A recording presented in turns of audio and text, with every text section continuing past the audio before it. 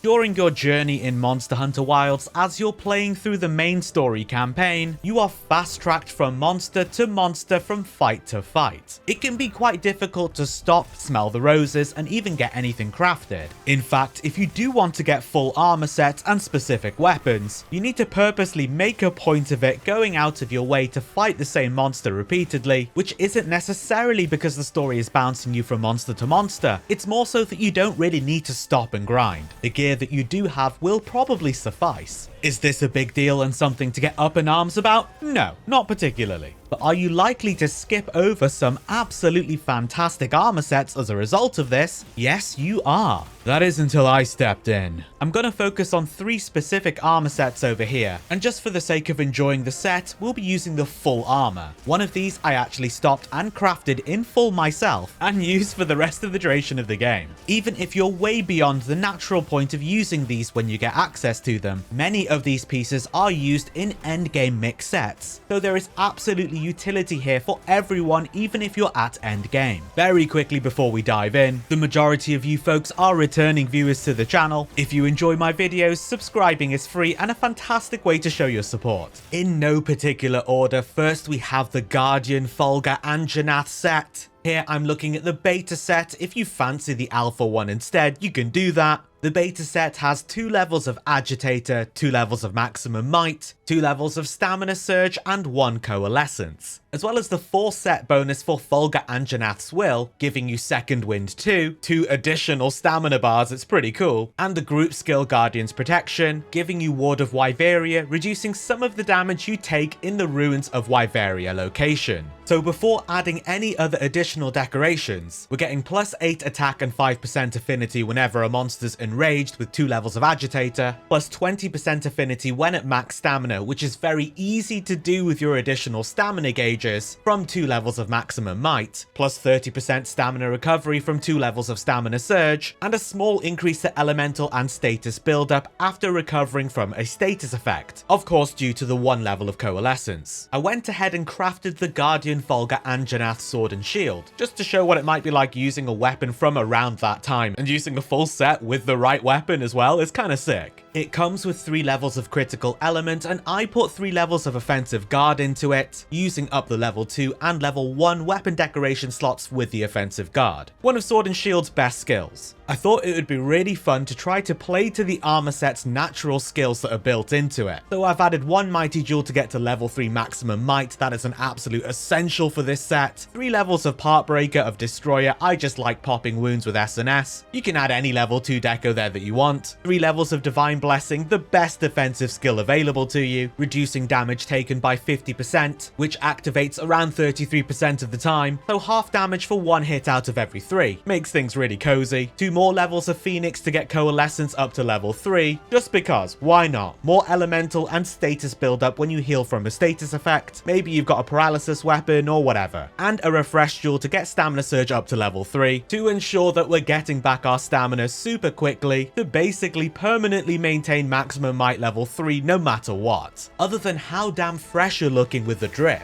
you'll immediately notice those 2 small stamina bars at the end of your main stamina bar. This is the Guardian Folga Anjanath set bonus, Second Wind 1 and 2. These are the bars that will be depleted first when you use any stamina, but are not counted in having maximum stamina for skills like Maximum Might. Ergo, you can block, you can dodge, you can do any action that uses up some stamina, but provided that you're using those 2 extra ones first, you are technically on full stamina. Yes, that means essentially plus 30 affinity permanently. It's very strong. And again, I'm using the full armor set and even the weapon here just for illustrative purposes. You don't have to do that. You can use 4 pieces and then 1 other, or 2 pieces and 3 others, whatever you want to. But there is definitely something that's just really fun about using a full set and even the weapon to go with it. I took the build out against the Dashaguma in the Sand-Scarred Soul event quest because I thought that would be a pretty good indication of if it's working nicely, and it absolutely was. was, the only times that I really dropped down with my stamina was when I was blocking some very powerful attacks, and that's because I don't have any levels of guard. In this scenario here, if you're using SNS, it's very easy to use one which has guard baked into it, or you can spec into that instead of offensive guard. Problem solved, blocking will barely drain any of your stamina. Other than that, I maintained maximum might the entire time. It was absolutely crazy, being able to take advantage of my higher affinity and get critical strikes off pretty damn regularly. It was awesome. Give the set a go and let me know what you think. The next armor set is the one that I used for the duration of the campaign after I had the ability to craft it, the Guardian Ebony Odegaran Beta set.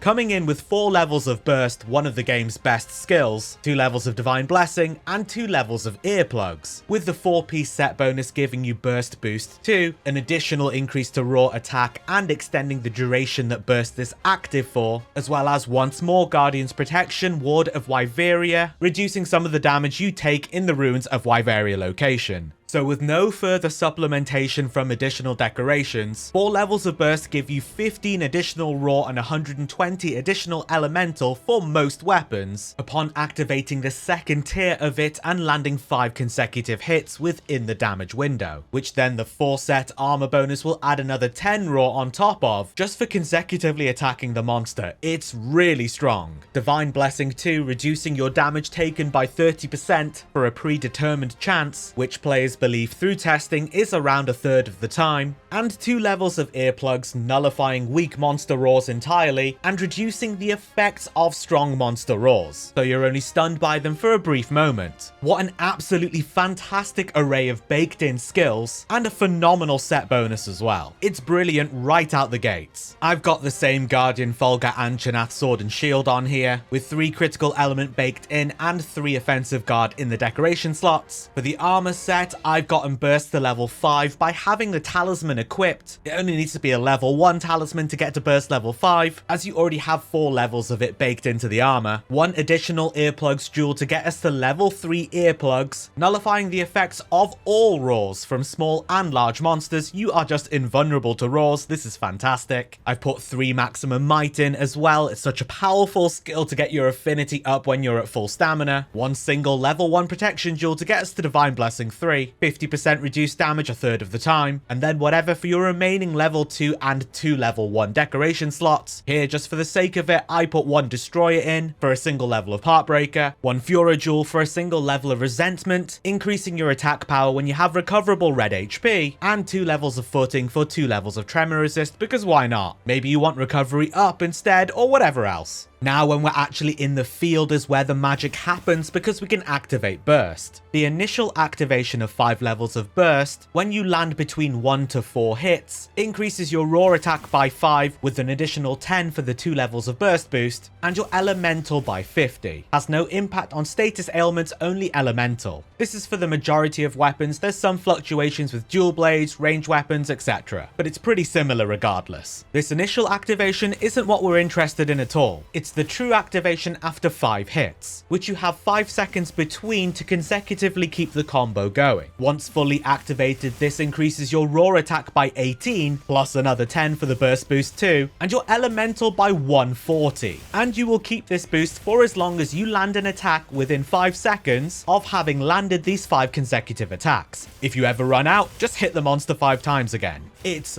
very strong. It seemed fitting to take this build out versus the Guardian Ebony Odegaran, right out of the gates, not getting stunned by its roars, able to move through them and attack freely, a really nice DPS window, so that you can get burst activated in no time at all whilst it's still screaming its lungs out. Your raw damage is through the roof, you've even got elemental to boot, with super nice affinity coming in from maximum might, and in my case with SNS here, every time I'm getting off a guard, I'm proccing offensive guard, further increasing my raw by another 15%.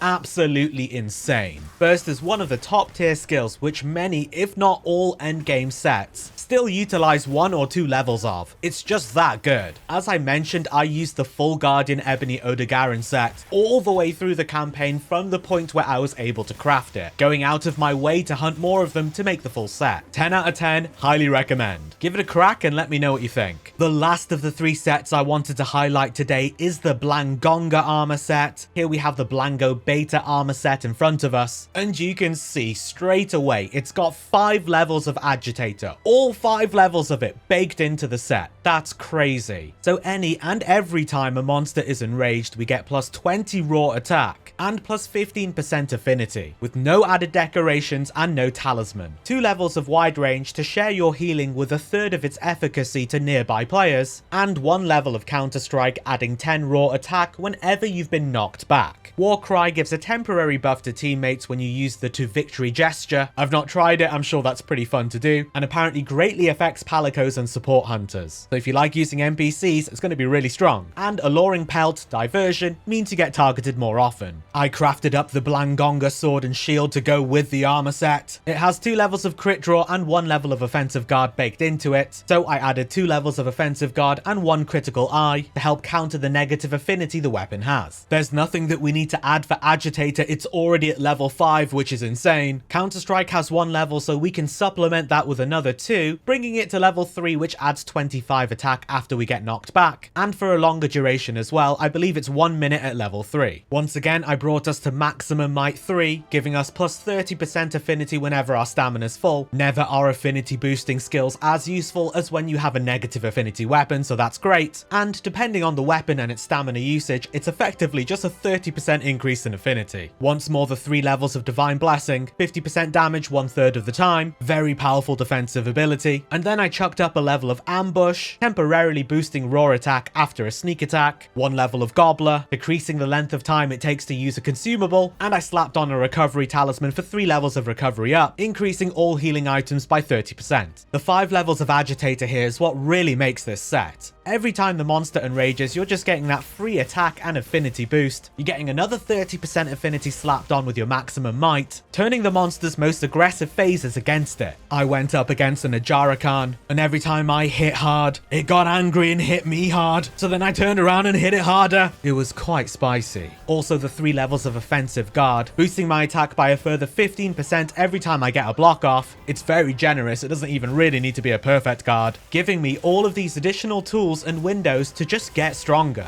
When I encountered Blangonga during the storyline, I did not actually craft up this set at all, which is regrettable. I mean, I was very happy with the Guardian Ebony Odogaron one, the burst skill is insane, but this set is super nice, it's really good, and definitely one that's worth exploring. Different hunters vibe with different skills. Maybe you really dig Agitator, and if you do, the Blangonga set is definitely something that you should check out. And again, just to reiterate, if you want to use these in mixed sets, that's absolutely fine. You don't have to use all 5 armor pieces. You can use 4 for a 4 set bonus, 2 for a 2 set bonus, or whatever. That's all I've got for you for today. Are you going to try any of these sets out or incorporate them into your mixed sets at all? Let me know in the comments, I'd love to hear from you. If you do enjoy my videos, subscribing is free and a fantastic way to show your support. But either way, thanks for watching, and until next time, I'll see you in the Forbidden Lands.